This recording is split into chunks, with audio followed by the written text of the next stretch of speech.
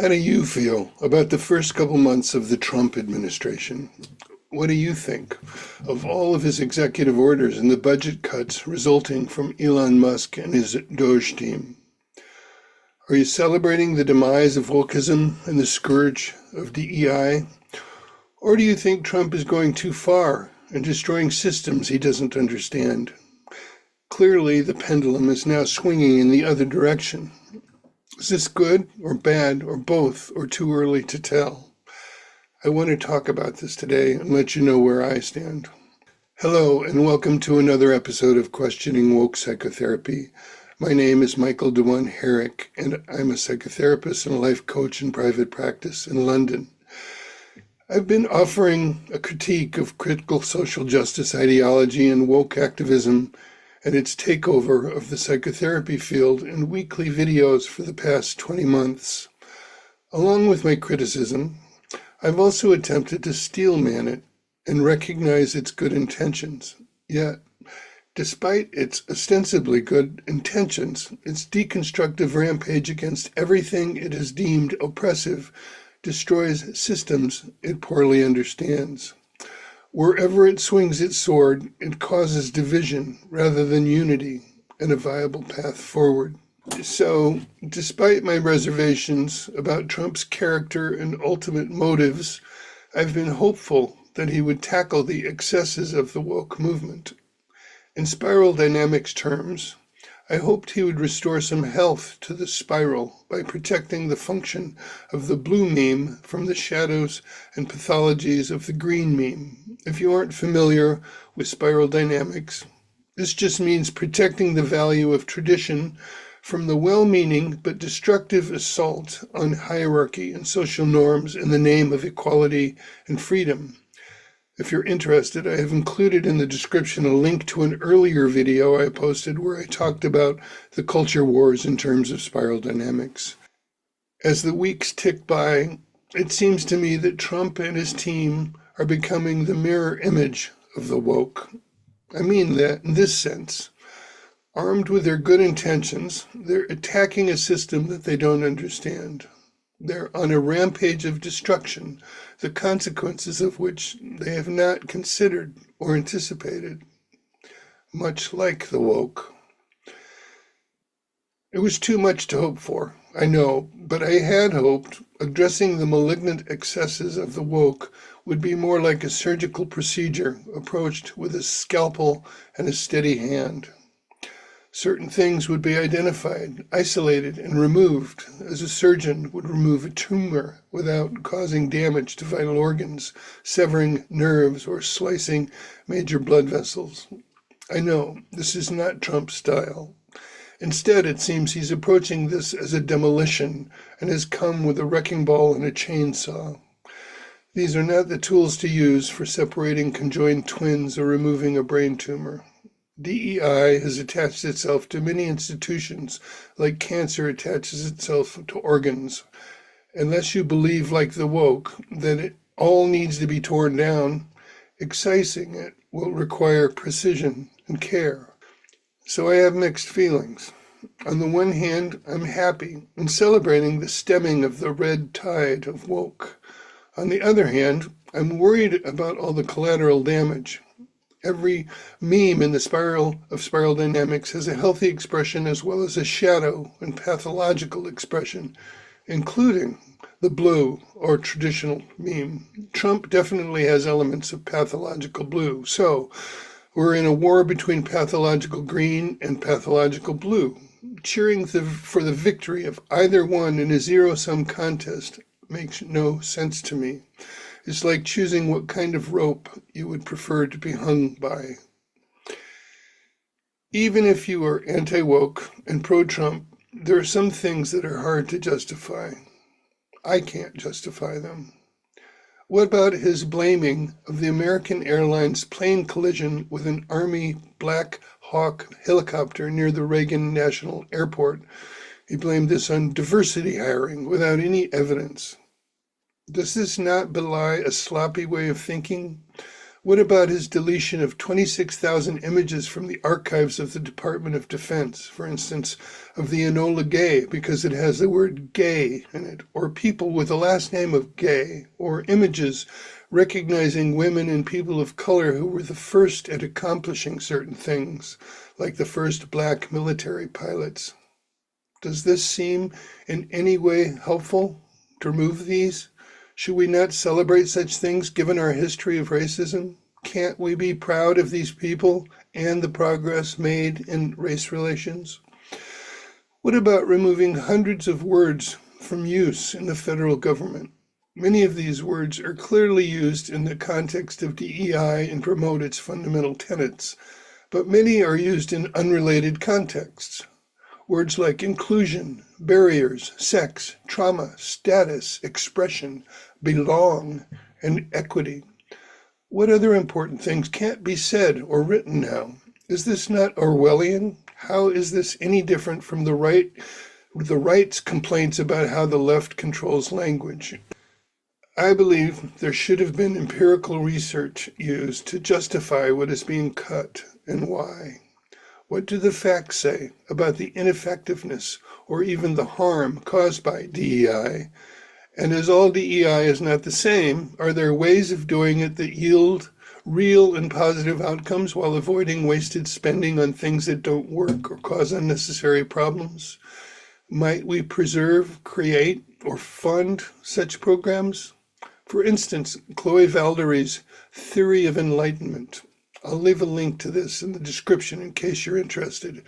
This is an example of how to take the good intentions of the woke and do something actually constructive with them. And then there are the budget cuts. There are too many to keep track of or to go through right now. So I just want to say that some of them make sense to me, but some I'm not so sure about. I believe that humanitarian aid is a value that most Americans feel good about. We can take some pride in being citizens in a country that cares about the rest of the world. Beyond this good feeling, it makes for good international relations and contributes to the stability of the world that we exist in and are interdependent with. Ultimately, this also serves us. At the same time, I believe it's reasonable to ask what we can afford while first attending to the needs of our own citizens. Can we afford $45 million to fund DEI scholarships in Burma? Maybe that's not a priority the average taxpayer is in agreement with. When DOGE tells us that $8 million was spent doing transgender research on animals, we might raise an eyebrow or feel outraged.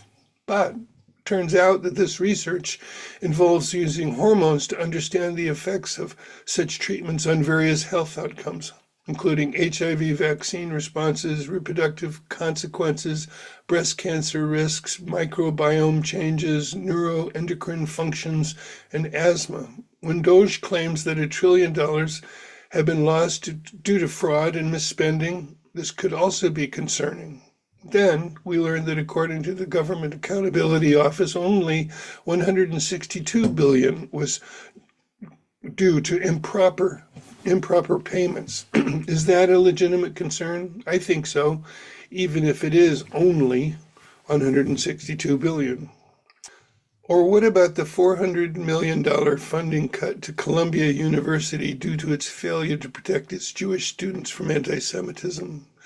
Those who are opposed to this cut claim that it is just because they allowed pro-Palestinian protests, not because there were any direct attacks on Jewish students. However, a task force on anti-Semitism published a report in August of 2024, and this is a quote from that report.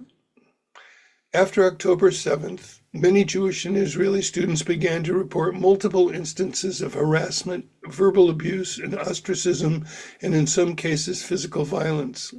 Given the volume of these reports, the task force invited all students, not just Jewish and Israeli students, to tell us their stories. Over the course of the spring, nearly 500 students offered testimonials at over 20 listening sessions, which provided invaluable insights into the campus climate during these troubled times. These students' stories are heartbreaking and make clear that the university has an obligation to act. Is this justification for cutting $400 million of federal money to Columbia? How might the response be different if the same could be said about a school that failed to protect some other racial minority group from the same kind of abuse?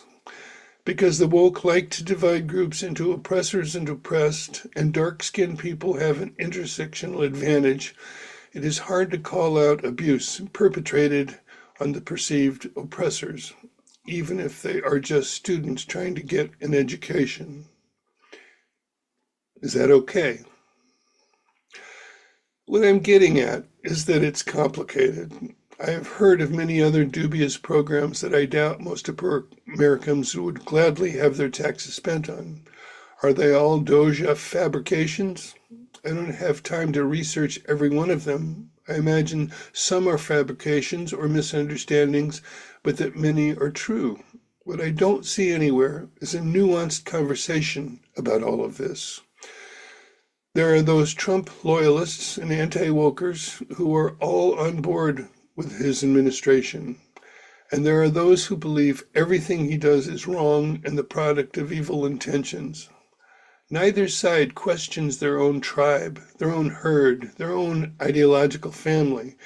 To consider anything the other side has to say would cause too great a cognitive dissonance. By staying in the camp of our own pathological meme, we compromise the well-being of the spiral. That is to say, that we remain divided and at war. It exacts a personal toll on all of us. We're all in conflict with loved ones, demonized in groups, and may choose to retreat into silence. We dare not say the wrong thing to the wrong person, and we don't always know what camp another is in. So we are vigilant and careful. One wrong comment that acknowledges some truth on the other side is enough to be branded as a heretic. Either way, the consequences of this could be costly. This is a difficult way to live. For me, I will not stop critiquing the woke, but neither will I refuse to consider what they have to say, or the possibility that there is some truth in it.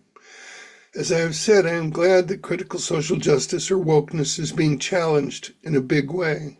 The fact that Trump is taking a chainsaw to conjoin twins may make many reconsider their anti-woke perspective and fear that they may have hitched their cart to the wrong horse. Trump's recklessness gives plenty of ammunition to a woke backlash, while also emboldening the far right. The result is an escalation of the culture war. This could cause moderate liberals, the most valuable voices, in my opinion, to simply go silent and hunker down in the trenches until the dust settles.